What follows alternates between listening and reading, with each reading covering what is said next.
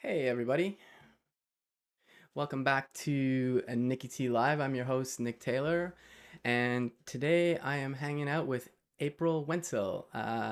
April, how you doing today? Doing well, thanks. How are you, Nick? Happy to be here with you. Yeah, no, thanks so much for taking the time out of your day. I know it's closer to the morning for you, so start of your day maybe, but yeah, no, thanks. And I'm sure you always have a lot of stuff on the go. So, um, for folks that might not know who you are, my voice just cracked. I guess I'm going through puberty again. Um, for folks that might not know who you are, could you maybe give a little kind of rundown of who you are, kind of how you got into tech, and kind of how the company came about, and then we can kind of dig in from there, I guess. Sure, sounds good. So April Wensel, uh, last name rhymes with pencil. I like to tell people that, including you. So thank you for getting it right. So I studied computer science. I had kind of a traditional path. I grew up. I loved playing video games, and I was like, "Hey, I want to make these." And so I was like, "Better learn how." So I started doing Yeah. computer science in high school. Actually, I was lucky to have a program where sophomore year of high school I could start programming. So I started in C++ back in high school. Okay. Um, and I grew up in Texas, and so learned to program out there. I went to school in California, studied computer science there, and Okay. then I moved up to the Bay Area and worked at a bunch of different tech companies, startups, a couple larger companies, but mostly startups. I loved working at startups just because you have a lot more impact and you get to Hmm. learn a lot. They do the cliche of like you get to wear many hats, but it's true. Like you get to learn a little bit of Yeah. the marketing, you get to learn like the product, you get to learn like the business side, the user experience, like all of it, and it's really helpful. And so anyway, and it was also helpful for starting my own business eventually, but anyway, so Yeah. I did that for about a decade up in the Bay Area. And I Okay. found that a lot of the problems I was seeing on teams were not really the quote unquote technical problems, but they were ultimately human problems. There was something like a Okay. failure of communication or people burning out or, this long list of things, or maybe not doing what the customer, like not like helping the customer, not building something that the customer wanted. And yet Okay. at the same time, I noticed that we were like, supposed to focus on the technical stuff, quote unquote. Like all the soft Yeah. stuff was Yeah. kind of dismissed and kind of made fun of, and like, oh, like the HR people, or oh, the business people, or people in suits, and like whatever. And I was like, okay, like clearly these things are related. You know what I mean? Like we have all these Yeah. human Yeah. problems, and we're not talking about the human issues, and they're related. Anyway, so that's why I started my company, Compassionate Coding, in 2016, actually, because I was like, someone needs to fix this. I'm too frustrated to stay in these companies, so I'm going to start a company to fix this. So Okay. I quit my job at the time, kind of rage quit to be honest, because I was just like really frustrated. And I mean, I gave notice, but I was like, definitely internally, I was like, all right, I'm just done. And I was Okay. like, all right, I want to fix these issues. And so I started Compassionate Coding, and I started doing trainings on communication skills and emotional intelligence, like how we notice how we're feeling and how that affects how we communicate and how it affects how we work, and doing those trainings at tech companies. And speaking at conferences about it and speaking at companies about it. And so yeah, so I've been doing that for close to 8 years now. It'll be 8 years in May. Okay. And I think one of the big things that sets apart what I do is it's not like your typical kind of HR type training or anything like that. It's like Yeah. it's about how emotional intelligence and communication and compassion actually impacts like the technical work we do. So it impacts how Okay. we name variables, how we might design architecture, how we collaborate, like how we interview people. It's Okay. very like practical for developers specifically, and anyone in tech really. But because I'm a developer, I kind of can speak to that. But also like Yeah. just people in tech in general. Okay, cool, cool, cool. Yeah, I dropped the link to compassionatecoding.com. Cool. Um, yeah, I'm kind of curious about like I get the whole empathy part, but I'm actually curious about like even like going air quotes so low as like variable naming. Do you mean in terms of giving clarity to things? Like obviously, the developer joke is always naming is hard. Is it along those lines, or is it like more I g- yeah, I guess is it really just around clarity about what something is, or is it something else you mean when you're referring to that? Yeah, I think clarity is the big piece. So I think, thinking about, but see, because it's clarity to whom, right? Because a, Yeah. a, a variable name that might be clear to you might not be clear to someone else. And so it really Okay. involves thinking about who's going to be reading my code, like what's their context going to be, and then Yeah. how can I make it clear to them? And so in order to do that, that requires empathy for the people that you're Okay. going to be writing the code for, and including, also your future self, right? Because you're going to be reading the code Hmm. too, but also including the other people. So like that's one piece of it. I'm sure Okay. there are some other things that could come into play. Like there are some sensitivity issues around some stuff, but that's not really my Yeah. focus. But I'm sure that like brains, I'm sure that could fit in there too. But mine's more about the clarity, I think. Okay. Yeah. Yeah. Yeah. I hear you. Yeah. And I definitely like I totally agree with like add some comments if it makes sense. Like don't add comments just for the sake of it. Try and name things clearly because I can honestly say there's some stuff it's like I wrote it 3 months ago and then I go back and like, oh, who wrote this? Oh, I wrote this. And then or just like you kind of move on to other things anyways, and you kind of need that bit of help to kind of refresh what it was previously. And okay, so we're talking like at the code level, but it's also about working with people, obviously. Like it's like I mean, at the end of the day, obviously code is important in the sense that you need to build a product and ship that, but um there's something I came across when I used to work at Dev2, like I was mentioning to you just before the stream. And at one point, Michael Cole, who is a coworker of mine there, he introduced me to something called conventional comments, and I don't know if you ever heard of that or not, but Conventional comments. I don't think so. it's not so much about. There's something else called conventional commits, which is something like you say like this is a chore colon and you put a description, but it's not that. It's Oh, more like mhm. this is more like kind of because I think it kind of ties into some of the work you do, but like how you phrase or give feedback is Mm, like super important, and yes. it's very like I mean I'll give some examples that people have probably gone through, but like hey, this code sucks, fix it, it's broken, Yeah. like one that's not really Mhm. helpful because you're not giving context to what's not working. But like yeah, the conventional comments is really like um like you always you got to kind of take the person out of like somebody obviously wrote the code, but it's not an attack on the person. It's Yeah. you're trying to evaluate like what was done in the code. And Mhm. I just like some of the approaches this conventional comments uses. So it'll be like if it's something that's a nit which doesn't really bother you, you can literally write like nit colon Yeah. consider this, or like this is a refactor and it's blocking, or this is something but it's non-blocking, kind of giving clarity to like it's still feedback but it changes the tone of it, and I feel like that kind of aligns with like I said before the stream, I don't know too much about your company yet, and that's why I wanted to chat with you, but I feel like it kind of ties into some of the stuff you're probably doing with your work. Absolutely, absolutely. Yeah. So one of my talks, which is up on YouTube, is called "Compassionate Code Reviews."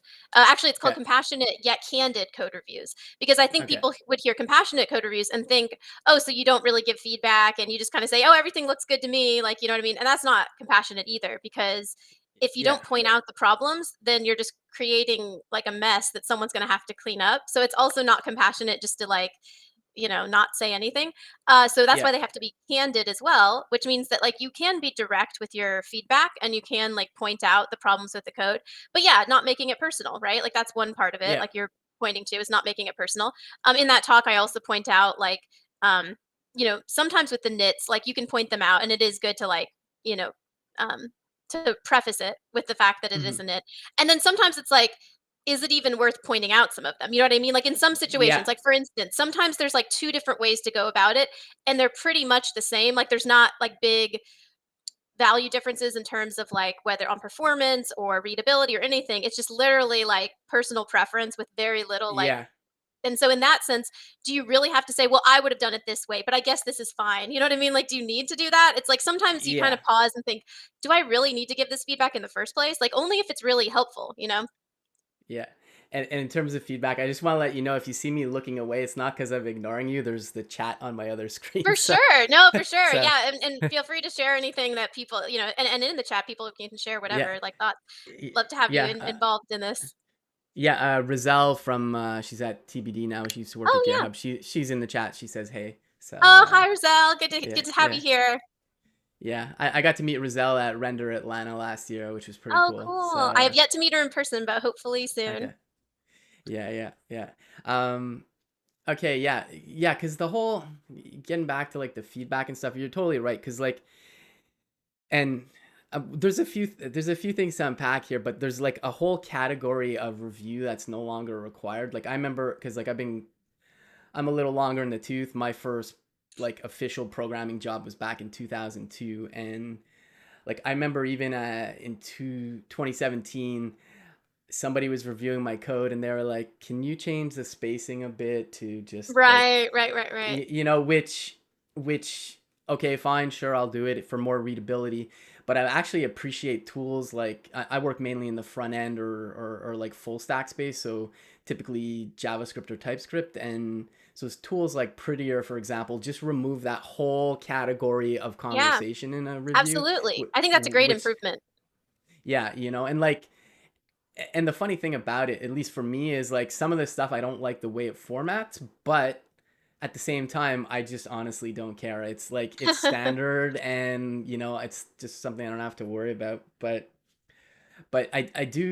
I do like your point you were talking about, where it's like, well, you could have done it this way, but it's okay because like I used to have that reflex a lot earlier on, because it's like, yeah, it works, but like I like doing it this way, so just do it this way, kind Mhm, of, which, and nowadays, and I'll still have that thought in the back of my head, but I'm like, okay, it works. There's no problems performance wise. The code mhm. is logically correct, so you know what, whatever. Like, Yeah. I I would have used this JavaScript feature, but you didn't. But you know what, it's okay. Yeah, And it right, and it's sort of like a judgment call because sometimes, if somebody's like especially if someone's junior and you think maybe they haven't even heard of that, feature, then maybe it's helpful, but again, maybe it's something that happens outside the code review, right? Like, maybe it's something yeah, you have a human conversation with them and you say, "Hey, like, by the way, I don't know if you're aware of this, but there's this cool feature that," and then it's like, "Oh, no, I didn't know," and then but then you know yeah, what I mean? So, there's other ways too, like, sometimes I think code reviews get out of control on pull requests because yeah, everybody's like it's all over text and so you're not getting the nuances of body language or tone or anything like that, so you're just like yeah, kind of sniping back at each other, especially in like kind of public repositories, which I know like yeah, you are involved in a lot of. uh Definitely some interesting ones out there to especially since it's all yeah. out in public. You can definitely see how things can go off the rails if Oh yeah. um if people are misunderstanding each other, kind of assuming the worst, as they're having these Yeah. conversations. No, totally. And like I'm pretty sarcastic and I joke around a lot, but when it comes to stuff like this, I tend to not joke or anything because like like like it can be completely lost on people and completely taken out of context. So I just don't do it. Like if I'm in person with somebody and they know how I am, then I'll be like that, cuz Yeah. they know it's like, like I don't know, like if you, for example, if I say, "Oh my God, I'm dying," but I'm laughing, you're not gonna see that in text, Yes. obviously, like I Yes. mean that's an extreme example where somebody might be like, "Oh my God, are you okay?" But, No, so I'm glad um, you mentioned that because it's true. Like, one thing that comes up a lot is that a lot of communication comes down to your relationship with the person you're communicating with. And so, if you have a strong, solid, long term relationship with somebody like that you're working with, like you know each other a long time, you can get away with a few more of like, the jokes and the sarcasm because yeah, they know, oh, that's just how Nick is, right? Like, that's just how he is. yeah, Like, we know how he is. Like, I get what he means. Whereas, and so that's why sometimes when somebody is new on a team, it's a little bit harder because they're just like, why are all these people yeah, so mean? And it's just like, no, no, no, this is just our joke. And so, there's a balance there. So, but I'm glad you mentioned that because it's true. yeah, And another thing is like, I remember in the early workshops I was doing, I would mention a study, and there's probably more recent ones now, but it was about like people's ability to detect sarcasm in text. And so they did this okay, interesting study where they said, like they asked the people, the recipients, like, did you think that was sarcastic? And they also asked the people who made the comment in the text, like in the text field, like, do you think the person will know you're being sarcastic? And so the okay, people who wrote it, like thought that there was much higher percentage. They're like, oh yeah, they're definitely going to know I'm being sarcastic. And of course, it was Okay. like, I don't know, 20% or something really low for the people who actually realized it was sarcasm. And so they were vastly different. And so it's true. We Yeah. assume people, and that's kind of an empathy thing too, right? A little bit in the sense of like, we assume people Yeah. kind of can read our minds sometimes, and it's like actually they can't. Like, so then they don't know. Yeah, and like even though I mean I do joke around at work. Like I mean I take my work seriously, but I do joke around when it makes sense, or I try to gauge that, I guess. But also like you know just in terms of empathy, also like what's kind of appropriate, maybe like not to gatekeep people's conversations, but like something like I played rugby for years, and some of the stuff the guys I played with would say, I would never say that at work, and Sure, I'm not sure. I'm not saying these are bad people. That's not what I mean. No, It's no, just no, of course like, not. Yeah. it's just a whole different setting, and Yeah. uh so like, and I kind of, I still work on it, but like sometimes I made a joke which I thought was funny, and then somebody completely took it the wrong way, or thought like, or like even I don't know.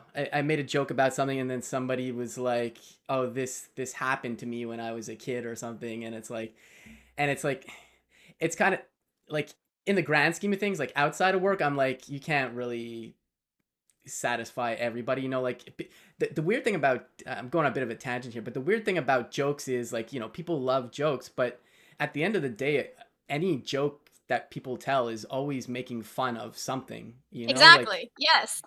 so like it's No, absolutely. No, I'm glad you're and bringing I don't even think this is a tangent. I think this is great, like, to be honest, because, like, this is something I have been, like, wanting to, like, clarify with people is that compassion doesn't mean you can't tell jokes, like, and I don't think that like, one thing I have in my talks is that compassion is not about walking on eggshells, because I think that, yeah, like, when I started my company, I feel like things it was a little bit of the Wild West in terms of, like, what was happening still in workplaces. Like, there was a lot of, like, okay, way over the line stuff. Like, we're talking, like, at conferences, there would just be, like, wildly inappropriate stuff up on the screen, and, like, there was a lot going on. So, like, that was, like, one yeah, extreme. But I almost feel like in the 8 years since, like, now, things are almost, like, way towards the other extreme, where it's, like, people are yeah, afraid to, like, say anything because they're gonna offend somebody. And, like, that yeah, the problem with that 100%. right? And the problem with that is then you're not connecting as human beings, and then you're not gonna have compassion because, like, compassion is all about like, we haven't even talked about it, but it's like empathy is kind of understanding what somebody's feeling on some level, either emotionally or, like, mentally understanding what you think they're going through. Whereas compassion is, like, wanting to do something about it, like, wanting to help them, wanting to Yeah, like, whatever. And so in order to even have that motivation, you need to see them as a human being, you need to, like, connect on yeah, that level to care. And if we're all just like, like walking on eggshells and like too scared to say anything, I think that that gets in the way of compassion. So no, I'm to be yeah. honest, like, and maybe this is like controversial now to say, but like whatever, like I'm also a little bit older than, some. And so like, I don't know, I went to this comedy show here in San Diego, and on the meetup page, it had like a disclaimer in like big text, and it was like, this is a comedy show in a wine bar. Comedy shows are not meant for the easily offended. It's like I kind of like it made me laugh because I'm like, yeah, exactly. Yeah, Like to your point, jokes take some of the pressure out of situations. They're kind of like this release valve for all of the yeah, stress. And so to be honest, like during the pandemic, I enjoyed some very like quote unquote offensive and inappropriate jokes about like whatever what was going on because I needed that to like and I don't think that's yeah, like not yeah. compassionate. I think that's just being human. Yeah, no, totally. And I just want to mention, Anthony, who's a friend of mine in the chat, says to be safe, I only ever make fun of the French. He's saying that to give to give context. I live in Quebec, in Montreal. I'm not French. I'm English, but I am bilingual. But I think that's why he said that. But see, this is a great example of, Yeah, yeah. you need to know the context, right? Because like, and Chrissy, who's in the chat too, says what I find helpful is adding emojis if it's making a joke. That way, people can have some sort of idea of my feelings. Yeah, I think, That is great. Yeah. yeah, emojis can definitely help, and I do have to say that older generations don't understand emojis. Like like I'm almost 50, and I use emojis all the time because like I typically work with a lot of younger people and I'm used to it, or even like ATM at the moment, like Mhm. all the acronyms and stuff. And then when I text this stuff to people my age, they're like, "What the hell are you saying?" Like, Yeah, yeah, yeah. and so it's not so much empathy, but it's just like there's also differences in it. No, it's true. But No, that's a part of empathy. Yeah, is thinking about like how people have yeah, different, ways of communicating. It's like some people are going to yeah. understand Riz and some are not, or whatever. Yeah, yeah, exactly. Yeah, or like yeah, expressions too, and things change over time too. Like there's movies I grew up with that like there is no way like you could put that movie out today, and I like know some of the best ones to be honest, but anyway. yeah, like for example, I'll just give an example, but like Goonies is like a great movie that I love as a kid. That was a great one, yeah. But if you put that out today, it'd be like, oh my god, like Disney would never put that out. But I like what you said about, not being able to be yourself too, because I felt that at one point at one job, like because I'm, like I said, I take my work super seriously, but I do joke around all the time, and I use it like you were saying, like a pressure valve Mhm. to for myself or for others. But at one point, it was just like I kind of stopped being myself because like not necessarily incident, but like basically something, one of my managers said like, oh, you said this and it's just somebody, it bothered them, so I'm like, okay. And then I honestly kind of turned off the valve and I just kind of stopped Yeah. being myself to some degree, which isn't good either, like you're saying. And it's,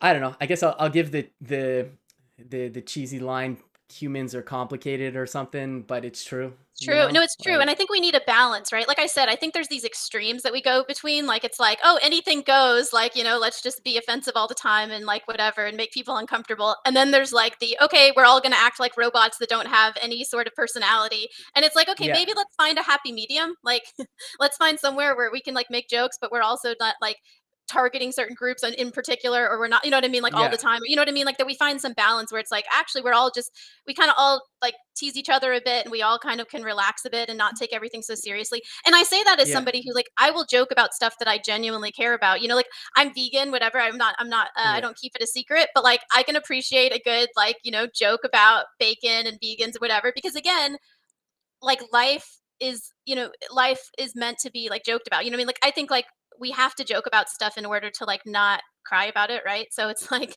I yeah, think yeah. So I think that a healthy sense of humor I think is good for society and for people, and I think yeah, we need to have a little more of that back. And so I'm trying to do what I can because I feel like I've built up a lot of terms of like I have some credit in the bank in terms of the compassion with compassionate coding, and so I'd like to use some of that to yeah. say like compassion doesn't mean we can't tell jokes.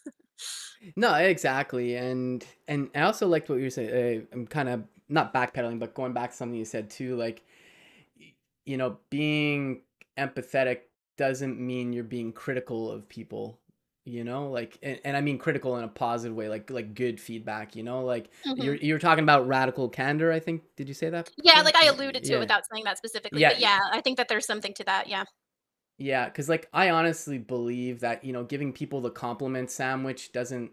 I don't think it's a good thing, in my own opinion. Like I think it's you know it's try to find some positives, but if there's literally none, you don't have to try and make up something. But it's again, it's just having the conversation, I guess. Like, and there's one thing I don't do it all the time because it depends, but like speaking of like pull requests and stuff, when I'll add some comments, like not comments in the code, but I'll put like a comment like in the review for myself, like if I have a pull request up, and I'll say I'm using this particular thing and I'll link to it, because I know not everybody might not know what it is. And when I don't know, I'm kind of all over the place today here. Sorry, it's No, it's Friday. great. No, I like it. I mean, hey, it's Friday. Yeah, no, I'm Yeah, following. This no, is all related. Yeah. yeah, yeah. It's just kind of funny because literally last Friday I was in the ocean swimming with sharks, and now I'm talking to you. So, but Yeah. yeah, yeah, yeah, exactly, yeah, yeah. But it's what was I gonna say? It's about reviewing and stuff. But yeah, like people are all different kinds of levels, and I also work in open source, so like I like kind of leaving these little breadcrumb trails of things, you know, Mhm. because if people come across it. But I think that's very empathetic, actually. Yeah. I mean, open source creates some other like additional challenges because when you're on like a team, like when you're working at a company and you kind of all know each other to some extent, you have a little bit more of that like camaraderie and stuff that might make things a little smoother. But like when you're talking about open source, this came up because I gave a talk at an LLVM like compiler conference in Santa okay, Clara not too long ago, and it was on compassion and open source specifically. And one thing that yeah, kept coming up was like a lot of times you do just see a little avatar. I mean, you don't even know really who you're talking to, right? It's just a little avatar. So you that it's a lot easier to treat people like objects when you really don't have any sense of their humanity. Like you don't have any sense of yeah. like what they look like, what they sound like who they are. So like sometimes you have to go an extra step in open source, I feel like, in order to remember, hey, there's actually a human beneath that like, funny little cartoon avatar there. Yeah, no, it's totally true. And I mean, I won't say ad nauseum, but Becca and myself have talked about these things so many times, and because they're recurring themes that come up. And I even gave a talk about like uh, back in 2020 when I was at Dev 2 about getting the most out of open source. And one of the, there's all these keyboard warriors that it's like they think they're all that and they're trashing things and or they're just demanding things, and it's like, I mean, I could be wrong, like maybe some people are like this in person too, but I'd like to think that some of those people that are being like that probably wouldn't do that Oh, to my face. Probably, absolutely. Absolutely. No, you know? absolutely. I mean, there have been some people who I like know on Twitter first or X, sorry, whatever. We're not going to call it that. It's still Twitter. So we like that I've met there and then I meet and I think like, oh wow, they're like kind of intense and kind of whatever. Like they're a little snarky like all the time. And then I meet them in person and they're like the kindest, like sweetest people. And I'm just like, is this the Yeah, same person? And so and I've talked with some friends about this. They said, oh, I see like and it's similar to I think when you're talking about pull requests and stuff is like sometimes yeah, people like use those like they have the confidence to kind of like or I don't know. It's a little bit more of the confidence, I think, is part of it, to be honest, because you have more yeah, protection. You're not as vulnerable. But then on top of that, yeah, it's also like easier to dehumanize the other person because you're not looking at them eye to eye. Like it'd be really hard for yeah. me to like insult you right now. I'm not saying it's impossible, but it'd be a little bit harder. Go for it. but like on Twitter, I'd be like, oh, screw this guy. Like, but no, not really. But I mean, Yeah, I yeah, used to be a little snarkier myself on Twitter. Like people who followed me a while will know. Like, I mean, a little bit because I was yeah, like, oh, this industry has all these problems, whatever. And like, I realized that that's not very productive. I mean, yes, we do have to talk about the problems, but ultimately, like, I don't know. I think that like it's better to kind of try to understand where other people are coming from and then try to find like build bridges, I guess. So right now, yeah. my focus is on building bridges. And so that's across different generations to your point earlier about like the older generations, the younger generations. Like I have friends across the generations. Like I have Gen Z friends. I have like Hmm. a lot of older friends because I do this volunteer thing, which people know if they follow me on Twitter about picking fruit in Okay. people's backyards and we donate it to food banks and stuff and like Oh, food cool. organizations. Yeah, it's super fun. And I get to get outdoors and I get like if we rip the oranges, we get to take some home. So I usually get some like little ripped oranges to take home. Anyway, Okay. side note, I'm on tangent now. But my point is a lot of people who do it are retired. So I also get like the wisdom of like people like my parents or like maybe even grandparents age. And that to be honest was like it's very like calming thing because they have a sort of steadier view. They're not like I feel like a lot of the people that you see online like that are very active are kind of from those younger generations. And so emotionally they're just like, all over the place. And of course there's also the thing about the people who are most active online is like such a Yeah, like small minority of like society and usually the most extreme. And so a lot of what we see yeah, both and I say this both in a societal level like just in general on social media, but also in the programming world. Like that's why you see the yeah, people who are so like militant about like some programming paradigms and whatever because those are the ones that are going to be the most vocal. Whereas most of us are just kind of like hanging out in our job like doing like our coding and like kind of yeah, just living our quiet lives. We're like a lot of us are not like content creators. A lot of us are not like on Twitter or like on being all up in all of the coding like hacker news and all of it yeah. like we're not on Reddit so anyway something to keep in mind when you I see a lot of the noise out there. Yeah, I hear you. And like, I mean, I'm pretty active on social media, but You're one of the good ones. I'm You're one of the good ones though. but honestly, I don't have time to get into flame wars about like somebody not liking Tailwind or somebody who loves Tailwind or this framework sucks, this one doesn't. Like I got better things to do, to be honest. I mean, I'll still be on social media on the weekends, but typically I'm doing something else, you know? Like I do code on my outside of work hours too, but like I mean, I do other stuff and Sure. you I know, mean, I think that's it's healthy. just Yeah. yeah, no, like people it's always I always find it funny when people say go touch grass, but they're tweeting it out. It's like, so you're not touching grass, you're just telling me. Well, okay. Anyways. No, you're right though, but I will comment on that because I sometimes think that before I post something like that, and Yeah. my excuse or my defense, my rationalization is, and it kind of makes sense, is that you have to meet people where they are, right? So Yeah, probably yeah. the people on Twitter are the ones that need to hear touch grass. But Yeah, it's yeah. true. So I have to like dip in, like how you said, you kind of post up, but then you go live life. Like that's kind of how now I see social media. Is my goal, honestly. Like I would love for people to like not be on social media, like and just out living their lives. But while they're gonna use social Yeah. media, I want to like serve up what I can, like to help them and to maybe Oh convince them to yeah. get off social media, right? Like a little bit, because I think people spend way too much time there, and there have been so many studies about how bad it is for your mental health. And so, to be honest, like I really only Yeah. do it to try to like spread about compassionate coding and to try to help people and whatnot, and share like goodness, like little gems of goodness, like happy joy things that I find. And I like how you do that Oh too. I yeah. mean, we were talking about before the stream. Like I love seeing like your surfing Yeah. photos and stuff. It's like you know actual life photos. I think are great. Yeah. Yeah. And also the thing too is it's still social media. Like even if I'm posting something like that, it's not my complete life that you see, you know what I mean? Of Like course. uh but yeah, I actually like even though we've never met, like I like you're just always posting like sunset photos or Mhm. something and they're just like True. they're just nice photos, you know, and stuff. But it's Y- yeah, like I don't think social media is completely bad. It's like anything, right? You know, something good becomes bad because like I've met basically like my whole career since I got into open source has been super beneficial. It changed my trajectory completely. Yeah. And meeting people on Twitter who I've never met, like I still haven't met Becca. I'm Oh, I'm actually surprised. gonna Yeah. I'm in Canada, she's in Ohio, and Makes like sense. we conferences just haven't happened, but we have our offsite, so I'm actually gonna meet her in April, which I'm pretty excited about, you know. Nice. But it's you know being able to connect with people I never would have connected for, like Yeah. not to sound like because like prior to being on Twitter, it's like my friends were like people I knew here, Hmm. like I mentioned before, I played rugby for years, and it's like I always hate the term network, but it's a massive network. I played at university. Like we go to reunions every 5 years back in the Maritimes in Canada, and no exaggeration, the literal first team from 1969 shows up to these things all the way to like the current team.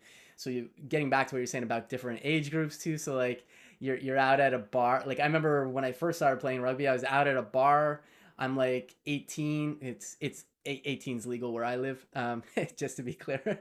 But you know, I'm hanging out at a bar with such an eclectic group of people, like Mm-hmm. an older engineer, a bouncer from a strip bar, another student, like it's just this melting pot of like Yeah. different ages and experiences, and I I always loved it. No, I think that's great.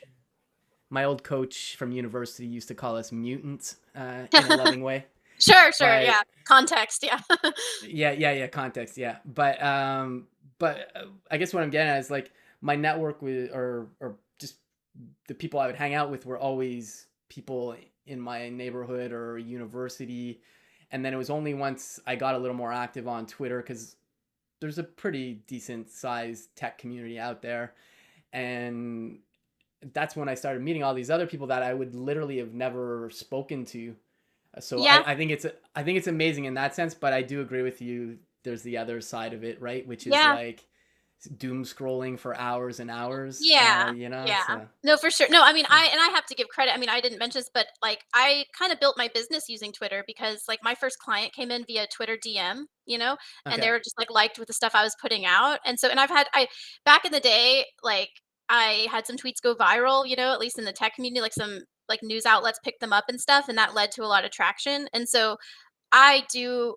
like social media in that sense. Like it was definitely beneficial for growing a business. I think it was empowering, to be honest, because I did not have, like, I had worked a bunch of tech companies, but I didn't have some Yeah. like Google, Facebook, Amazon name behind me. Like I didn't, it wasn't like, oh, ex Google engineer or oh, ex Facebook engineer. Like Yeah. I didn't have that. So I had to use like my own voice, and Twitter enabled me Hmm. to do that because I put out my own perspective and my own, like, experience, and it resonated with people. And so it was a Yeah. very empowering tool. I've just seen it deteriorate over the years, and it's Oh yeah, become, yeah, for sure.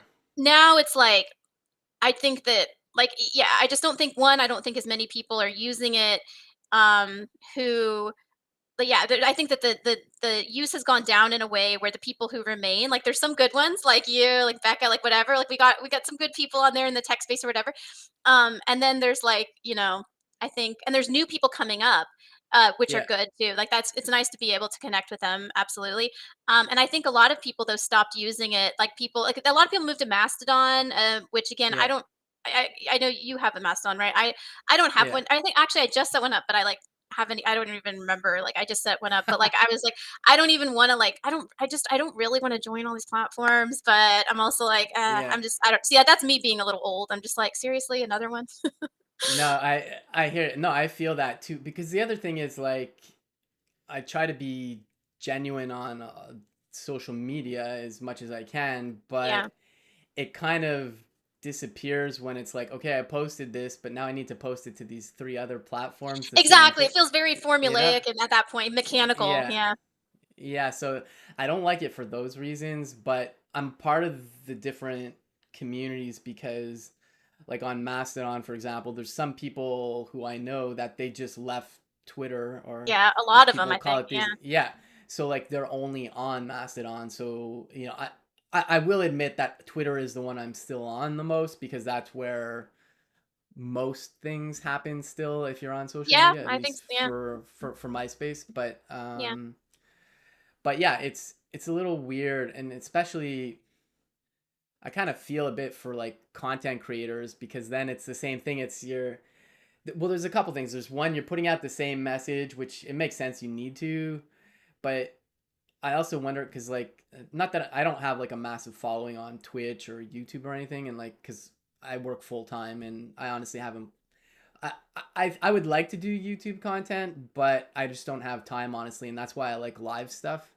But it's not my main focus. Like I like it because I get to hang out with people that I might never typically get to hang out with.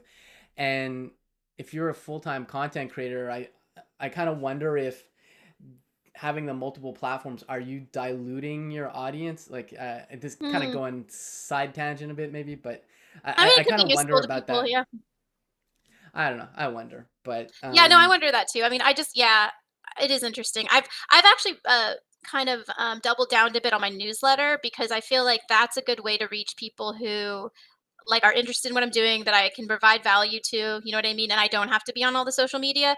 And so I yeah. think like having that like place where people can, that are interested in your message and interested in like you and your what you have to offer, like I think having a place for them, like where, I Yeah. think is kind of a nice idea. Like even like virtual coffee, like you were talking about, like I think that's like a nice little haven for people that's like away from Yeah. like, the fray of general social media. No, totally. And speaking of virtual coffee, Chris Jarvis, who I know from, who's a friend of mine from Virtual Coffee's in the chat, and he's just saying it's hard to find good people on Twitter now, and yeah, I got to say, like, uh, we've kind of touched on it maybe a little bit, but like, I think community is the most important thing for like so many things. Like, Twitter is in a sense a community, so is like Threads or whatever, but like having like finding a community of people like for me virtual coffee is my favorite community. Like I have my Hmm. own Discord server, but it's not super active and stuff, but like virtual coffee to me is like one of the best places for me because I met so many great people that are like actual friends of mine now that even though I still haven't literally met them ever, which I still find it kind of weird. That I think that's just me being older thinking that, It is but weird. It uh, is weird. I think that's you yeah, being human, but anyway. yeah. I guess just being human, but yeah, I think it's just a question of finding a community and stuff. And I mean, this Oh, yeah, hey, Chris. Yeah, yeah, Chris just saying hey now. Yeah, it's tough finding your people, but once you find your people, I don't know. I'm still looking, but no, I'm just kidding. yeah, No, it's funny. I actually do have a unique take on this because I don't consider myself really part of like any one community. Like I really don't like, and not in the sense of like I just like my role. I talked about bridge building a bit. Like I like the ability to like navigate between communities and like among communities, and okay. so I kind of have my hand in like all of them, or like excuse me, Oh yeah, no worries. like even excuse me, even like programming languages, right? Like I will speak at a Yeah, C++ conference, and then I'll speak at a JavaScript conference, and I have a PHP conference coming up in Chicago, and like I'm happy to talk to all okay. these people, like whatever. And like Yeah, yeah, so I like to kind of like be almost like an ambassador kind of thing, like between the different ones, or just like someone who kind of goes in between. And that for me, I like that because I will say like I love community, but also just I don't know, to get a little whatever spicy here a little bit in the sense of like disagreeing, or just I don't know, like raising something controversial. It's just yeah. that like I think a problem that I've seen in communities, because I did used to feel like I sort of had like a loose community on Twitter, like where we all kind of like were interacting, whatever, like kind of thing Hmm. before the pandemic, I guess. And then I Yeah. noticed though it got to this weird thing where it was almost like people were enforcing kind of a group think on everyone. Like if you didn't tweet the right thing, or if you said something Oh that was yeah, like a yeah, little yeah. bit different, then we're all gonna like, like I got some DMs that were just like, I noticed you're following so and so, and one time they tweeted da da da da da, and you should be not be. I'm like, what? Yeah, yeah. I was following like thousands of people at the time. I definitely did not do a background check on each of them. I was just like, oh, I follow people, see what they have to say, whatever. And at the Yeah. time, I tried to think. I actually was like, oh no, like I want to make sure I'm not doing something. But now I'm just like, all right, nope, done with that. Like I'm gonna be listen to a variety of voices. I'm gonna try to like build bridges. Yeah. No one's outside my heart. You know what I mean? Really. And I know it sounds like cliche Yeah. or cheesy, but like I mean it. Like I think that there's like goodness at the heart of everybody, and so I'm not gonna push anyone Yeah. out just because like they say one wrong thing or something. Like I'm like, all right, let's see, let's have a conversation. But anyway, so that's my thing Yeah. about community is sometimes great Yeah. benefits, sometimes there's a little bit of a conformity issue that kicks in. Yeah, no, and it's true. And I remember there's been a couple waves of this where like tons of people being canceled Yeah, on social media, and maybe some of them rightfully so, but I don't really sure. want to get into that too much. But yeah, and the other thing is, you know, I might be saying the obvious here, but like even if you're a good person, you're likable, you just don't gel with some people. Like That's I very consider true. myself typically likable, I'll be honest, it bothers me when somebody doesn't like me or it comes off that way that they don't like me, and I'm Sure. like, what's wrong with me, kind of, Sure. No, that's a human response. Yeah. Yeah, but the fact of the matter is, it's just like. Uh, People in different circles sometimes it's just yeah whatever, it's not because you're terrible and you're terrible, it's just for whatever reason we're just different and that's okay, and it took me a while to kind of understand that, if that makes sense, like, Yeah. you know and but then because there's different types of empathy, I would say. I don't know, I'm just maybe I don't think I'm getting spicy here, but like, your mom is gonna love you a different way than like no matter what, versus like, you did some things there and now you're out, like Yeah. it's, I don't know. No, it's true. No, it's very true. There are different levels, exactly. And so I think I definitely like it came into sharp focus during the pandemic just because like a lot of what was happening was online, and I sort of felt like Yeah, I at the time, like I live alone and whatever, and I was like felt, and I work alone, through my work, and so I felt very isolated, to be honest. And so then I like yeah, tried to use online stuff because that had, I'd felt sort of like I'd found some people, like I mentioned, and then but I realized that like you kind of need those multiple levels like you're talking about. Like there's certain yeah, things like you can have a nice friendly community of people online or whatever, but those aren't necessarily like your ride or die people, you know what I mean? Like you might need some yeah, people who do love you unconditionally, and you can say whatever and have whatever breakdown in front of them, and they're still going to love you and they're still going to support you. And so it's important, yeah, I think, sometimes, especially for like techie people, like we get our communities and we think, oh, these are my people, but it's like I wouldn't neglect the in-person stuff either, because like you need those people who like you can give a hug to, you know what I mean? Like if you're yeah, comfortable with totally. hugs. Yeah. yeah. No, I won't say no to a hug. But yeah, no, totally. And yeah, it's kind of like I heard this. I forget who it was. Oh no, it was in virtual some virtual coffee chat. I think I was talking to somebody, but it's kind of like nothing to do with programming, but like say you get dumped or somebody breaks up with you. I don't know if do people still say dumped. I don't know. I feel like okay boomer at the moment, but No, I anyways, think so. I think uh, so. yeah. But it's like you might have a couple friends like yeah she sucks and then like screw her or whatever, and then you might have somebody else saying well it's you're always like this. That's why you Mhm. probably broke up. Like it's still a good friend, but a different level of friend. Yeah, yeah. And just kind of trying to tie that into because it gets back to like man, people are complicated. They really are. They are complicated, which is why I think we need to like talk more about human stuff, which again is why I started my company because I was like in tech, it was kind of like, oh no, we just code and that's all we do. And we're just like, we just crank out our widgets and whatever. And like, Yeah, I think if you ignore the emotional side and you ignore the dynamics between people, it still comes out. It just comes out in really unproductive ways. Like it comes out in people lashing out in code reviews or being kind of passive yeah, aggressive and, or like these unspoken resentments that build up on teams. And you're like, so and so just doesn't like me or whatever. And it's like, maybe that's not the case. Let's like actually have a yeah, conversation about it. yeah, totally. And this I kind of want to dig into your company now because like how did like so you do these consultancies with these companies or maybe communities as well. Like how do people perceive you when you enter? Is it like oh man, here we go, or is it It's funny. It's funny or you like say people that. Yeah. like thank you, like I'm curious because Yeah. No. Yeah. you're disrupting people's flow and like how they operate, so I'm just curious. Yeah. No, no, I mean, I appreciate the question. It's funny because the reason I laughed was because I was on a panel or one time or just like a fireside chat, I guess, about like job interviews and how to do job interviews well, like how to be the interviewer well, like how to hire, basically, like healthy Okay. hiring practices. And like one of the first questions the guy asked me was like, "Oh, so when people come, are they kind of like, oh no, she's gonna make us be nice to each other, kind of thing?" And I was like, it was just a funny, which just reminded me of what you said, like, "Oh, great, this is gonna be whatever."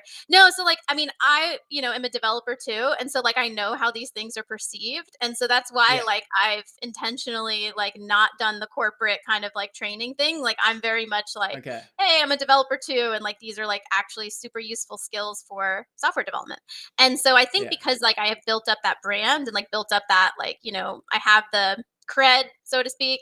I Hmm. think that that helps. And so, and I Okay. also, one of my blog post that went like semi-viral, whatever, at least in the tech community for like this was like a number of years back now, was Confessions of a Okay. Recovering Jerk Programmer. And Okay. I talked about myself as kind of a jerk programmer, quote Okay. unquote. And it's true. So part of my journey is like, I used to think that to be taken seriously, I needed to like take on these traits of being like, oh, well, that language is stupid or whatever. I mean, I'm exaggerating a bit, but like, I used to be a little bit like less emotionally like intelligent, or at least like less Yeah. I was a little bit harsher, a little bit rougher around the edges, to be honest, which I know Yeah. it's hard because like a lot of people who know me online have only known me since post compassionate coding. But like I Okay. ran into some college, or I was hanging out with college friends recently, and like they remember like how I was. And like, Yeah. and again, they were friends with me too because the context, we could like joke around together. But like I used to be very different and I used to be a little rough around the edges. Anyway, so I think that part of why I'm able to connect with developers too is like I know what drives people to be kind of the jerk on the team or whatever, and, like, Yeah. it usually comes from a place of caring, like, it came ultimately. So, like, someone's acting Yeah. like a jerk on the team, they care maybe about the technical side of things. So, like, a common example I use in my talks, for code review is, like, from Linus Torvalds, the creator of Linux, right? And so he is Yeah. known for being this curmudgeonly kind of, like, person, and like and no knock on him on a personal note or anything, I think he's made a lot of progress over the years. He like has put Yeah. out statements about like learning, so it's like not a knock on him, but I just think that he has been very publicly very kind of aggressive in his code reviews, right? Hmm. And I don't think that that's controversial to say. I think he would Yeah. agree. And I think, though, to be honest, I think it's ultimately it came from a place of his caring so much about the integrity of what he had built and so much about Yeah. like the you know what I mean? And so if you can dial down to like the core values beneath somebody's like maybe unhealthy like communication or whatever it is on the team, then you're more likely to be able to unlock the hidden gift within that, you know what I mean? And so if you give them a Hmm. healthy outlet for it, then you have a better team. And so I think that that's the other Yeah. thing about, like, when I connect with teams, like, why I'm not, like, resented is that because, like, I don't say, I'm willing to, like, talk with whoever, and I invite people to, like, challenge what I have to say and to, like, Yeah. you know what I mean? And so I think that that helps as well. And I don't come in thinking like I'm going to make you all compassionate, because that's like that'd be a really arrogant thing or whatever for me to do. It's more just like, Yeah. hey, like, here are some things that have been helpful on other teams that I found helpful, and let me share that with you. And the other thing Yeah. I will say that works to my advantage is I don't do like a cold or like a hard sell with companies. So I don't reach out and like, here's Okay. why you should hire me. Like, my clients are all inbound. So like they'll either be referrals from word of mouth, because like a lot of times people will have it at one company and they'll like the training. And so they'll move to another company. They'll be Okay. like, hey, we should bring April in to do a training. So I'm lucky in Okay. that sense, is that it's an opt-in thing. So like people are opting into it. They're like coming to seek me. So they already know there's a need on their team. Either, and again, Okay. some of them it's because like there's some incident and they need some help with like healthy communication. But sometimes it's the other side. It's like a team that's already really healthy and really solid, but they just want to like put some vocabulary around it and kind of put some, framework around it. And so they want my help with that. And I'm happy to do that too. And in fact, another interesting thing about compassion is there's kind of like two sides of it. There's like the softer side of compassion where it's like, where you might, the typical thing you might think of is when someone's hurting, you want to help them and be gentle with them and that kind of thing. But there's also kind of the fiercer side of compassion, like a little bit tougher side. And that's the one that's gonna like that's the one that you mentioned, like with your friends who like might tell you, well, here's what you could do to improve in terms of your breakup or whatever. Like sometimes you need a Yeah. little bit that harsher side of compassion, like a little bit, tougher side. And so when teams bring me in, sometimes they need the softer side more, and sometimes they need the other side more. It's kind of a yin and yang kind of thing. And so Yeah. sometimes they Yeah. need more of the yin side, sometimes they need more of the yang side. So some of the, like the nicest teams are not being the most compassionate because they're not actually communicating and being direct. They're being a little too nice and avoiding conversations. It's like, no, we may need to Okay. have a Yeah. tough conversation. And that's compassionate too. Yeah. No. And it's saying the obvious here probably, but it's tough to have tough conversations sometimes too, right? Like, and side note, but we were talking about sarcasm and stuff before, and uh, for some reason I can't comment on the LinkedIn live. It's my own, it's my own stream, and I can't comment on it. It Because you're says not supposed to be fail. multitasking. No, I'm just kidding. Yeah, yeah, but uh, Bjorn in the chat over there is uh, saying every language I don't know is stupid with like bunny ears, and I'm pretty sure he's joking. But again, just Yeah, getting yeah. back to the context, and also Bjorn, I'm not responding to you on LinkedIn because for some reason LinkedIn won't let me respond. So, but thank you for joining us. Um, but yeah, it's tough. It's tough when things aren't going well. It things like people everything's great when everything's great, right? And then it's like, okay, this person isn't doing what they should be doing, and then you got to have that hard conversation. And I'll be honest, I don't like having those hard conversations, if I'm being honest. It's cuz they're awkward for me always. I Hmm. still struggle with confrontation in that sense sometimes. And I don't mean like screaming at each other, not that kind of confrontation, just like, hey April, you really dropped the ball on this, or like even phrasing it, like to, Yeah.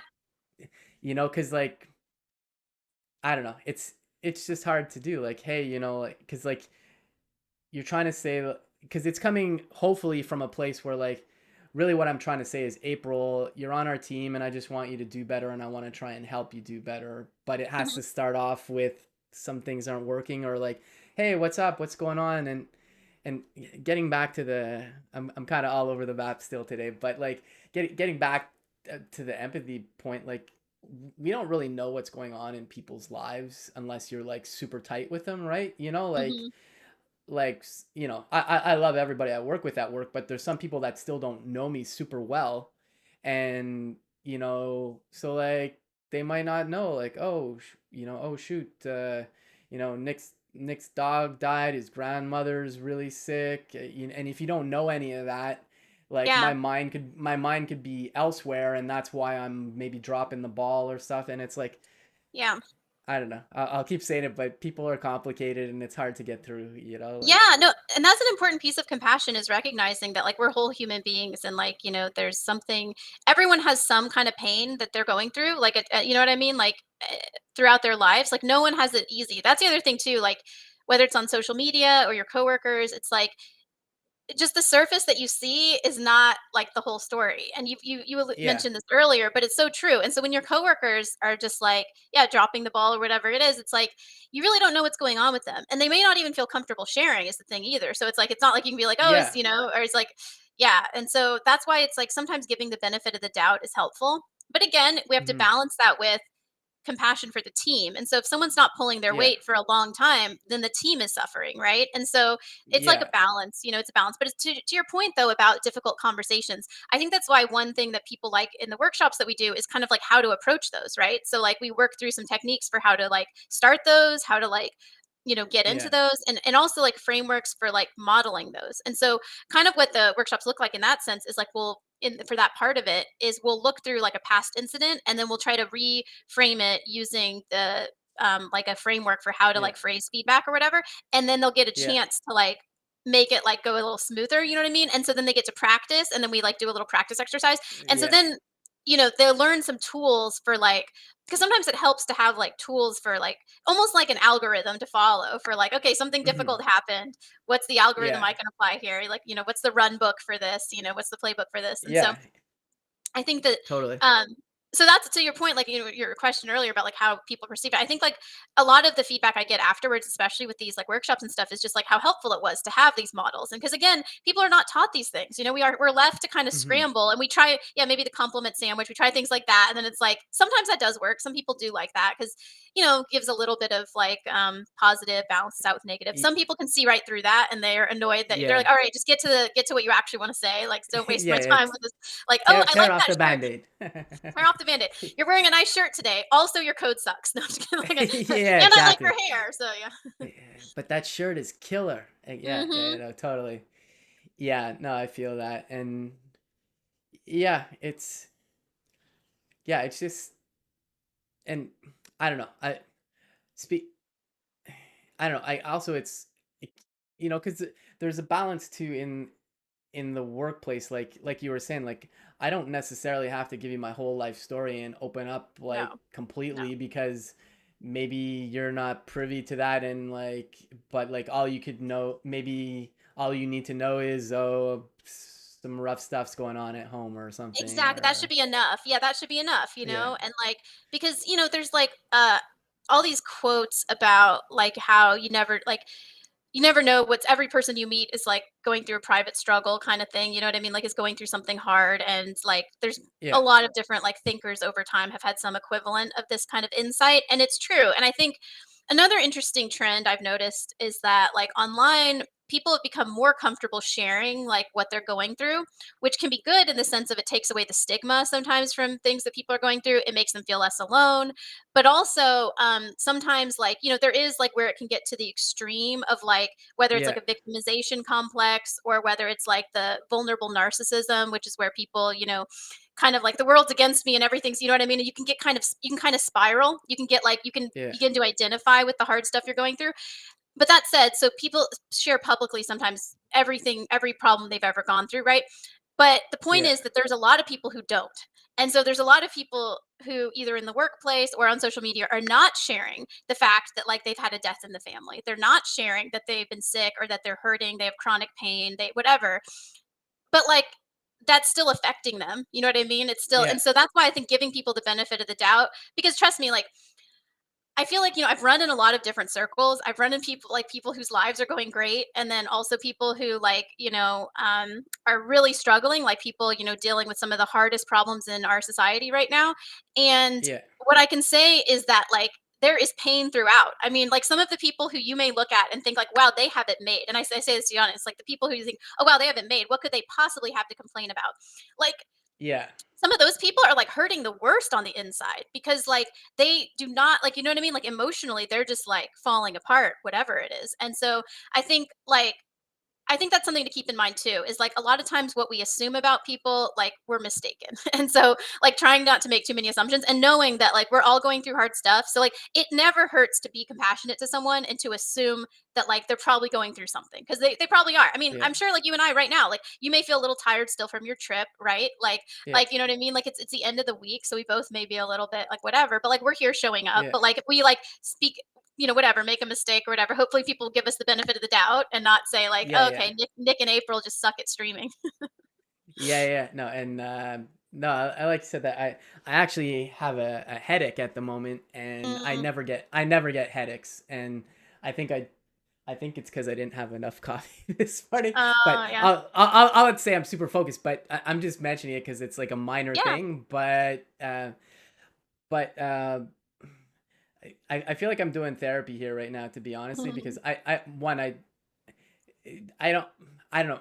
Uh, I'm speaking from my own experiences, but my generation is older and typically opening up about things, especially men, is not been something like I never post anything really vulnerable on social media because in my head I see it as a sense of weakness. Yeah, yeah. Like that's literally what I think. I'm not saying that people are weak online No, when I they do understand. this, Yeah. but it's like but to your point too, there's like some stuff like I would never post that online. Like I'm like super extroverted. I'm definitely not like a prude or anything. Like trust me, I played rugby for like almost 15 years. Like I've seen a lot of things, but it's just like sometimes I'm like I just wouldn't post that. And in my head, and I'm not saying it's right, but like again, I'm thinking this is a weakness, and like what if an employer saw this, and like this is what goes through my head, and I'm not saying it's Sure, right, it's just sure. that's what pops in my head. And I I don't know, I definitely am able to talk to friends about certain Hmm. things, but I think it's a generational thing though. Like I'm Yeah, not comfortable just saying like I don't know. I can't even think of an example. Or well, people talk about mental health a lot, and like even mental health, like like I don't know.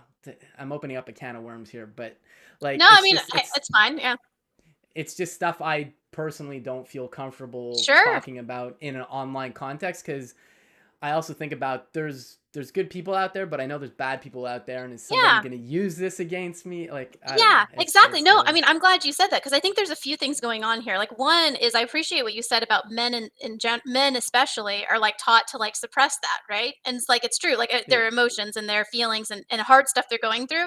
There's like a lot of pressure, and it's it is sort of perceived as a weakness if you do open up. And so like I think that's important because I think it's important to talk about actually because like and even specifically to like a developer audience because a lot of times there's like there still are like a disproportionately like men in software development. And I think that there's also like there's been a lot of deaths of despair among like the male population, like over the past, mhm, especially increasing like over the past few years. And a lot of times men are suffering in silence because like they are taught that they're not allowed to talk about when they're going through something hard. And so that's one dynamic. And so it's good that you said you have friends you can open up to, like that sort of thing. Cause again, you can open up not publicly, right? And I think that's fine. I yeah think yeah in yeah terms of sometimes when I like sometimes in fact myself, like especially when I was tweeting more stream of consciousness, like back in the day when I was maybe using it a little too much, sometimes I would yeah pause and I would think, is this something for Twitter or is this something for my journal? Or is this something for yeah like me to text my mom? Or is this you know what I mean? Like yeah sometimes you need to get something off your chest, but not to the whole world. That includes some bad actors and includes some, you know what I mean? Like yeah sometimes, but again, but to your point too, everyone has to strike a balance between like their values. So some people who are self-employed never have to worry about what employers gonna like think, and so they may feel a little freer to share like yeah their real experience and their real thoughts, and more power to them. yeah yeah Some people like are not in that position, so they have to be a little more strategic with it, and so it like helps to like have yeah a balance. And so I think it's all about again balance. Keep saying that, but it's true because I like yeah the reason I say that is because it's on my mind so much because I feel like in software development, and I bring this up in talks a lot, but in software development, we have this binary thinking kind of way of doing things. Like either then something's like wonderful and awesome and right, or it's terrible and yeah wrong, and we should never do it. And like rarely in the human, and that works if you're talking about like ones and zeros or like like binary. yeah But like in the real world, things are not so like that. Like in with human yeah beings at least, it's like everyone's going through something different. Different people like different things. Some of the stuff people share online, I'm like, yeah, I wouldn't share that. But again, do they want to? But it's also like, Yeah. I guess that's why too. Like I said, I think it's important to have those kind of different levels of friends that you're able to share more Yeah. and more with, and be a little bit like mindful about that. I think that's is the smart move. Yeah, and to be clear, I'm not saying that it's how I feel. I'm not saying that people who post things are weak at all. Like it's No, like no, of do course not. what's best for you. Um, the LinkedIn chat. I'm getting LinkedIn chat now, and I see you know Jason Torres. You're on the tech commute. Yes, I do. Hi, He Jason. Is yeah he listening? yeah yeah. He's over on LinkedIn. Jason, for some reason I can't reply to the chat on LinkedIn Live or you. Oh no, he's on YouTube. Sorry, that I can reply to. He says Nick struggles every day as being someone with fantastic hair. Okay. It's Well. tough. Thank It's you. tough being you. It's tough Yeah, being you. No, you're. yeah. I mean, that is even the headphones do not hold back the awesomeness of that hair. So you're It's rocking it. I don't know what it is, to be honest. Like I get like my hair starts looking like Lion King once it starts get longer. It doesn't go flat. I don't know why, but Rahat in the chat too is saying, I'll just read it out. Nick saying men are not comfortable about sharing their bad time in public because world is not kind and we have to take responsibility, let the bad time go and keep moving forward. Um, I'm not sure I fully understood that, Rahat, but yeah, I just yeah, to be clear, like I do talk to some people about certain things, but like I just yeah, I don't think it's a again, this is me, but I don't Yeah. feel it's appropriate for me to share a lot of things like there's some messed up stuff I've gone through that I've definitely spoken to friends like including Becca, but I'm not going to post it Yeah. online. I might one day. I've been thinking about this talk Mhm. about like cuz I won't go into all the details, but basically, I went through some pretty hard times, and because of that, like a lot of things don't really matter to me anymore. You know, like Mhm. stuff people are always complaining about, or I'm like, Okay. I just don't care. You know, like it Yeah. doesn't matter in Yeah. the grand scheme of things. It doesn't matter. Like, Yeah. so, and I can talk to you offline about it, Sure. No, I'd be interested to hear. Yeah.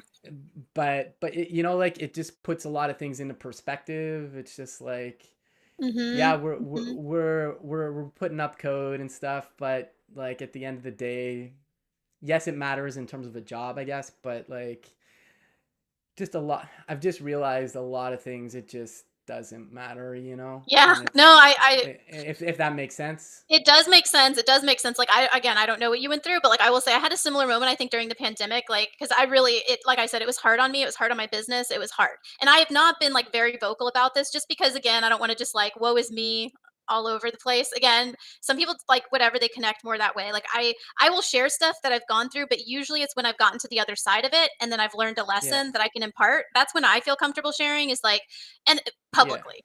Privately, yeah, I have my people I can talk to.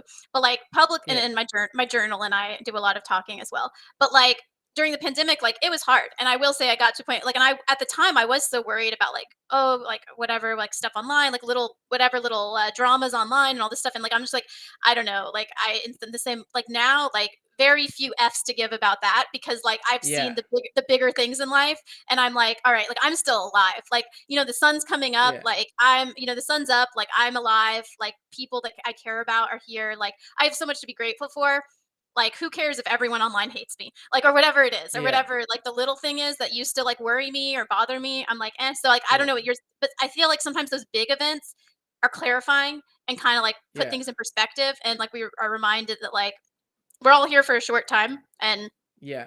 you know yeah. Yeah, I think I think it would make a good talk, but I just don't know if I'm ready to do it.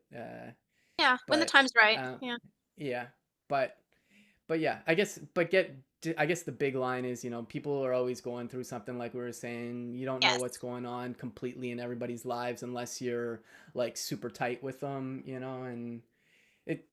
I don't know. I keep saying it, but like we're complex.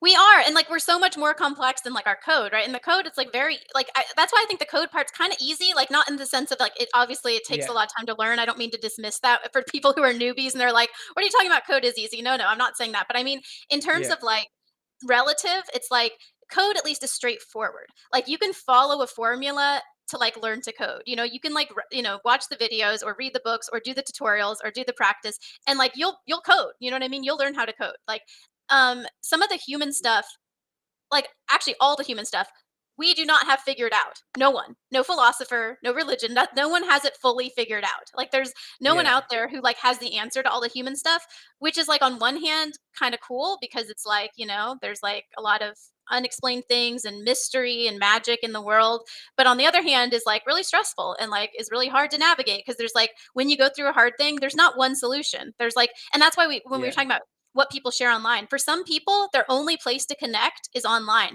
And so, yes, it's good for them to find people to connect with online, right? As a starting place. Like, and yeah, so I yeah. think it's on each person to, like, take care of themselves in the way that they can for sure. But yeah, but you're right. People are complicated. There's no easy answers. And yeah. Yeah, and it's no, I'm glad we're chatting. I'm really glad he came on the stream today. I'm just feeling good. But Oh, that's great. it's Me too. yeah, and it's so like because I do want to plug your company a bit because I mean, it sounds I will shamelessly plug for you so you don't have to, but I dropped a okay. link again to compassionatecoding.com in the chat there. Like I guess in general in terms of the business, like you said, it people have been pretty positive about when you give these trainings. I guess you would consider them, call them trainings or Yeah. courses or okay. Yeah, trainings usually at companies. So for the work with companies, I call them trainings because I'll talk with them and I'll find out what's going on the team, and then I'll customize the training for that team. So I'll find out what the core values are on the team, like what some of the struggles are. They'll give me little incidents that have happened potentially, or like the areas for improvement, things that matter, and then I'll construct the training. But it's all like, but it all the like the overarching themes are like we start with like self compassion and like self emotional intelligence about the self, so knowing your own emotions, because some people, I will say, sometimes I'll give out a list of emotions and people like a pretty big list, and some people have like never thought about like the nuance between like, am I angry or am I frustrated or am I confused or am I, you Yeah, know what I mean, like, especially again, like if you're not comfortable talking about feelings, you've maybe never even had that opportunity. And so, yeah, we'll start from like what's going on in here and in here, like in your heart, and then we'll go on to communication skills. So we do a giving and receiving feedback exercise, because the part of it's okay, giving, but also as part of it's receiving feedback. We didn't talk a lot about that when we were talking about the yeah, code reviews and stuff, but you have to do some filtering, because when people give you feedback, it's always from their perspective, but yeah, they may have totally different core values from you. And so even like, I mean, it applies to even little things like we are talking about, like in terms of what you post online. Like if you said to someone, maybe you saw someone post something, you're like, hey, buddy, you shouldn't post that because that's going to keep you from getting a job. It's like you're coming from a yeah, good place, but they may be like, well, I'm not trying to get a job. Like my own company. I'm not really worried. So thanks for the feedback, yeah, but yeah, I'm gonna ignore it, right? So like, you yeah, know, yeah, and it comes with code stuff too. Like we all have different, values in code. Anywho, but yeah, so then we'll talk about like giving and receiving feedback, stuff like that, give the frameworks. And then we always end with an okay, action plan for like, how do we implement this going forward? Because one thing I always found frustrating with trainings when I worked at companies was that we do it and then like everyone would be like, oh, this is so cool. And then we'd forget it and then just go back to what we were doing, right? And yeah, so yeah, I try to end with an action plan of, okay, how are we going to apply this? Like strategically, like what are we going to do? And then like have some check-ins and like keep people honest on that. And like, so that's like the other piece. So that's like what I do with hmm, companies. Although I will say I'm in the process of trying to move to create more of an individual offering, because a lot of people who have found me on Twitter or on the newsletter are like, this stuff sounds great, like, but either like they're sort of independent or they couldn't get, their company doesn't have the budget to bring in a whole training, but they're like, but I want to take this course, so yeah, can I? And so I'm in the process of doing that in an online course. The okay, only thing stopping me from like pulling the trigger and finishing it is like perfectionism, because that's something that I struggle with. Is like, okay, you okay, know what I mean? If it's not perfect, it's like, which is why I like this kind of live stream thing. So it's like, oh, it's like off the cuff, yeah, whatever. But like having like frozen videos of me, like, I was like, okay, like I gotta do like yeah, it's yeah, gotta be. But again, that's where I need to say, people are asking for this. If I really care about them, and then this is advice to anyone who has that perfectionism thing. It's like you're offering Yeah. something of value that people want. It's like it doesn't have to be perfect in terms of whatever your ideal is. It has to be valuable Yeah. for the people and it has to help them. And so I need that's me giving myself a pep talk too. But anyway, so working on that Yeah. too, just to give people another way. Because again, people want these skills because like these are stuff that people struggle with. I mean, they struggle with like how to give feedback. They struggle with, how do I manage my own emotions when I'm dealing, how do I have self-compassion when I'm trying to figure something out and like I'm just in my head and like how do I do, and so and again, the feedback seems to be consistently positive. The only feedback I sometimes get that's like negative is that I talk too fast, which is admittedly true, but I think it helps keep people's attention. So it's like one of Yeah. those ones where I'm like, Yeah. thanks for and I do slow down sometimes, especially if a lot of people in the group are like English is their second language. I will try to slow down Okay. out of Yeah. Yeah. compassion. It's hard for me though, because my mind's just like it's hard. Well, But yeah, I do you're try. excited about it too, and you're Yes. yeah, I totally feel that. Yeah, yeah. But the thing about the perfectionism, the joke I well, since we were talking about jokes before, Yeah, yeah, yeah. I always tell people like perfect never ships kind of, so you got to That's a good iterate one. on it.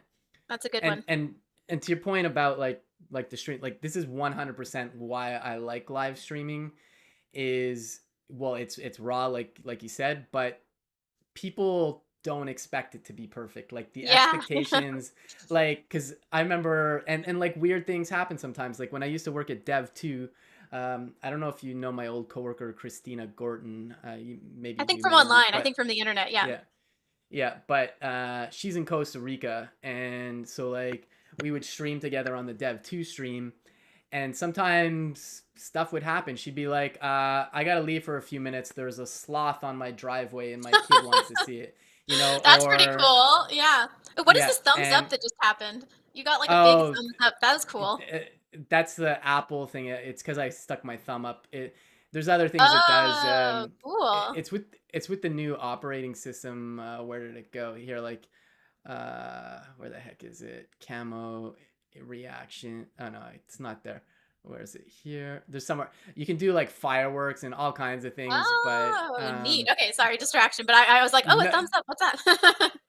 no, it's all good. But it's like it's actually happened at inappropriate times for some people when they got the update. Oh, I think somebody was delivering bad news. I forget what it was. It was on social media, but they accidentally made that sort of gesture, yeah. yeah, yeah. Do That's the funny. you can do a heart. I think Jason sent me. I can do a Oh. heart. Oh, Oh, that's oh, that's really cool. Okay, I like that one. I did not know that. Today I learned. But there's like Yes. fireworks and something, and I think I, I'm making it up probably, but it was something along the lines of like, hey, we have to lay off everybody, and then like fireworks went off or something. Yeah, because he was That's moving his hands, and hilarious. I Oh, think that's what man. happened. Maybe See, this that's what does you have to laugh fireworks. about it, right? Yeah, You gotta laugh about yeah, it, like, seriously, because again, like, it's one of those things where it's like, obviously, that's horrible that happened, but it's also like, yeah. okay, you can kinda laugh No, about it. yeah, it is. I would laugh at that if I got laid off and then the Yeah, fireworks came on by accident. I'd be like, life sucks, but you know what? That that was pretty solid. that was pretty solid, absolutely. Yeah, but but yeah, no, I think you're right. Like offering it to individuals definitely could make sense because, like you said, because like anytime I've been a part of not something like you offer, but like when I worked at Autodesk, it was a large company, and like there was some kind of HR training, and it's like a big investment, and it's like it's for like company wide, but like not everybody has those kinds of budgets. Yeah, and And to be it, clear, like, yeah, with mine, usually it's, like, on a team, so, like, a development team will bring me in, so, like, it'll just be for, yeah, like, their team or whatever, but yeah, but you're right, some people see it as, like, this big thing, and it kind of is, whereas, like, a yeah, individual thing is a little bite size, kinda thing for people. yeah. No, totally, totally. No, this is super cool. What was I gonna say? We got about. I usually book these for an hour and a half, so we got about 11 minutes. Okay, any questions from the I'm chat maybe? Something like that? yeah. Let me look. Yeah, there's been a few things here. Or if anyone wants to ask any questions. Jason Torres was saying the gist I think is socially it's a bit frowned on men being emotional. It's seen as weakness with what we were talking It's about true. before. It is true, yeah. Um, Sadly. Yeah. and yeah, yeah. I'm not saying it's right at all. Yeah, no, It's it's true, but just it still happens, yeah. yeah, and I also get that like I also feel that from like sports. Like I played a lot of Mm. sports, and like No crying and what is it? No crying in baseball. Whatever. There's not. Yeah, you're not supposed to cry. yeah, but there's like stuff like I don't know. There's like stuff like I continued playing in certain scenarios where I probably shouldn't have, Yeah. and Yeah. like Yeah. but I don't regret it. But like like for example, we were in the rugby finals, and I played with a broken ankle, but Wow. I just like taped it up in adrenaline. But like nowadays, you wouldn't be able to do that. The physio would be like, nope, and then there's just like you know I don't know.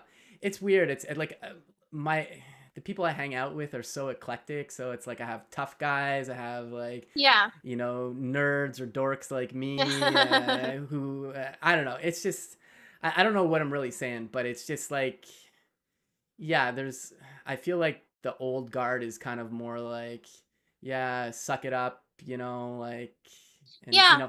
Yeah. and it, but it's a balance too. I gotta say because Yeah.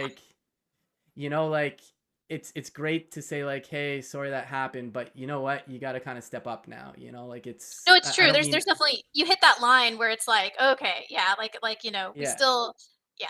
I mean, it doesn't like you don't get an excuse note out of certain things in life. Like there's just no you still have to do. Like, I will say there have been times where I was like crying like the morning before I had to give a keynote or something and like I still did the keynote and I still like rallied and it still happened because I was there to get the keynote and it's still and sometimes I'll sort of allude to something yeah difficult, but sometimes I'll just like, kind of suck it up and do it. And so like I think what yeah we're talking about is there's a resilience, and I think resilience yeah is like also important. And so there's that's why like I was talking about too about like we don't want to have this victim complex either, where it's like oh like all this stuff happens, so because like learned helplessness is not good for people like that. Can connect with depression and all these things where people feel like the world. I'm just like oh everything's happening to me and there's nothing I can do and everything's awful. Versus like yeah some like terrible stuff happened to me, but you know what? I'm going to persist and I'm going to like, be resilient and I'm a survivor and I'm going to survive this. And I think that yeah um, there's a balance there. yeah totally and it's not the same thing at all because this is more like in the mental capacity but like I've been busted up from sports and like doing physio it's painful it's a long Mhm. journey like I broke my other ankle and it took me a year before I could run and just in terms Yeah. of the resiliency like I had to Mhm. your Achilles tendon like just gets so tight and like I was stretching every Yeah. day in pain and then Yeah. slowly but like I know it's not the same thing but all I'm trying to say is like in No, terms it's of the related. Yeah, it's resiliency similar. Yeah, it it's does. Yeah. like in my head I'm like I'm not gonna stay with this bum leg the rest of my life and you kind of Exactly. fight through it's not the word but like just being consistent at doing it like showing up like you're saying being resilient and It I feels got good.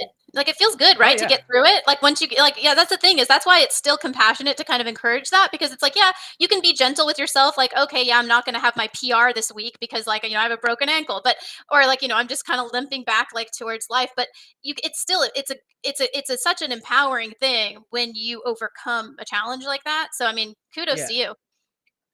yeah and sorry for the sports analogies I'm You're good. honestly not a jock it's just like there's just the parallels or the explanations are easy to make because of that like Oh, overcoming yeah. something or For sure, no, but I think that's valid, yeah, yeah. yeah and it's yeah anyways what was Jason saying oh god sports makes it worse walk it off yeah Walk it there's off, yeah, for sure, I remember that. yeah my my old rugby coach he did this in a funny way but like he's like old school he's probably 80 something now but like when we were playing he always had all these sayings and we would always repeat them like when we are at the bar just because they made Mhm. us laugh but like if somebody got injured he'd be like it's like he's in Vietnam all of a sudden and he's like I need a medic and he's just all he really wants is the physio but like he would do that I That's don't know funny. completely unrelated but it's just making me smile so No, that is funny. I like that.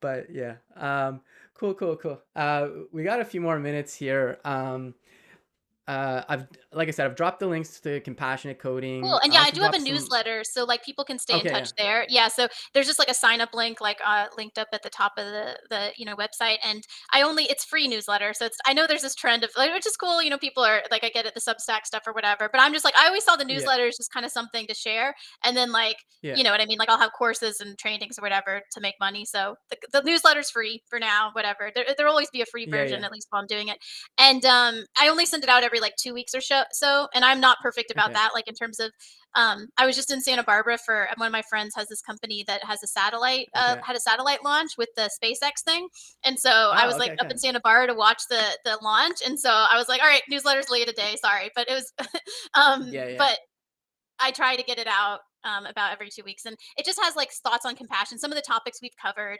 how it applies to like tech, and some upcoming events and whatever. And like I'll put a link. I did put a link to this stream in my last Oh, one, cool. and Oh, I'll put a thanks. link to the recording in the next one. So Cool, cool, cool.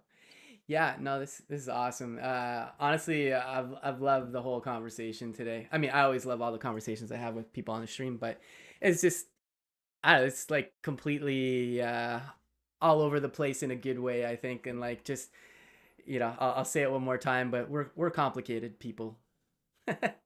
we are, and Yeah, and everyone else is too. So it's like that's why it's like, yes, be resilient, but also like don't be too hard on yourself or others. You know what I mean? Because like we're all going through a lot. yeah, yeah, totally cool. Awesome. Well, I think this is probably a good place to wrap it up, Yeah, it unless feels there's like a anything good else. place. Yeah, that felt like a Yeah, good closure kind of thing there, like the natural yeah, yeah, end point there. And thanks everyone yeah. for joining who joined. Like seriously, it was great to hear some familiar names come up and everything. So thanks everybody. Yeah, no, thanks for all the great conversations and chat as well. And Monday, got another live stream. Going to be hanging with Jamin Holmgren from Infinite Red. We're going to be Ooh, talking cool. about Ignite, which is a boilerplate project for React Native applications. I haven't really done any React Native, so I'm definitely excited to talk about that. So check that out on Monday, and you can just check out the schedule. Lots of great guests coming on, and yeah, we'll see you next week in April if you just don't mind staying on for a sec. I will. All And right, bye. cool. Take care, everybody.